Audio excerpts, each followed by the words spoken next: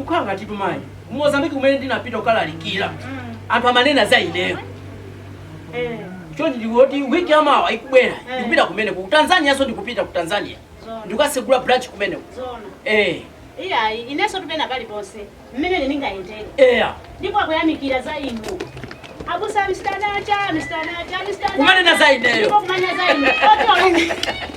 Ola ndikamaenda. Iya, ndikulemekezeka. Ndithu. Ndikulemekezeka ndithu ndipo ndimalandira maulemu. Ndipo cha ulaliki wanu. Ndipo chimene paziko lino chalembedwa chimodzimodzi kumwamba. Mene malemba amanenera ndithu. Malemba amanena kuti mkazi wa nzeru amankha banja lake. Koma opusa amasula yekha. Akulipa sura. Iya inetu chindikwatirire nditu banja. Ine ndipo banja langa ndinalimanga. Ndithu. Ndi manja yanga. Kazi opusa apasula banja ndi manja. Sanga pusa akuzomba tu ilo akumasinimu yanga hiyo. Iya. Ndi mkati mukambira. Sanga akuzomba we. Mina kapena akuna nduza za nsonkhano ubwera. So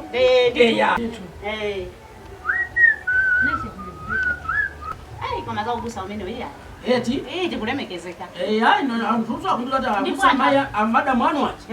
Ndofikirika ndithu. Iya ninasangalala. Kazi kubusa samba kala okwiya. Iya msanganje anthu. Masanganje anthu. Master wao. Mwana na beneyo. Mwana wa mbusa beneyo. Ndikumulira kwa tumphani ya masteni. Takhala nu.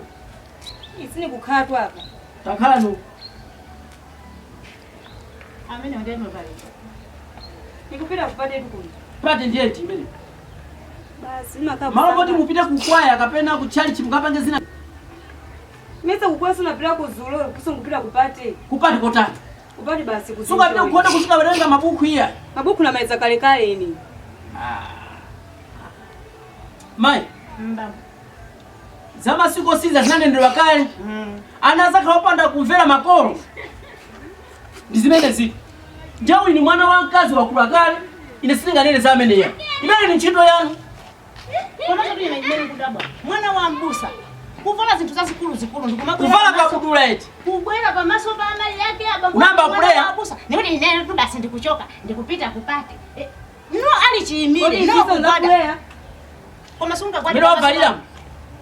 Ese na kundi pachangu wa mama. Iwatu zimapanga iwe yenza ndikwa. Kundie saba. Iwe zimapanga iwe yenza ndikwa na. Satana kundie saba. Tikambiana tata, auzi na mama tikambiana. Satana kundie saba. Auzi na mama tikambiana. Takambiana.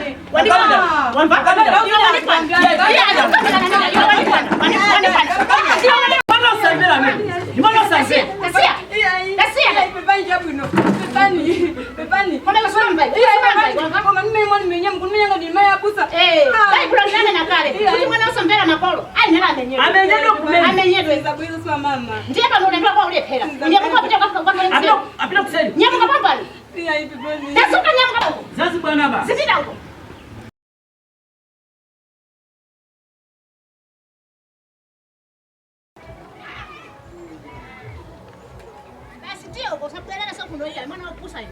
Ufuna kuchiti sabanja la upusa ni manyazi. Ndio ukakale basi.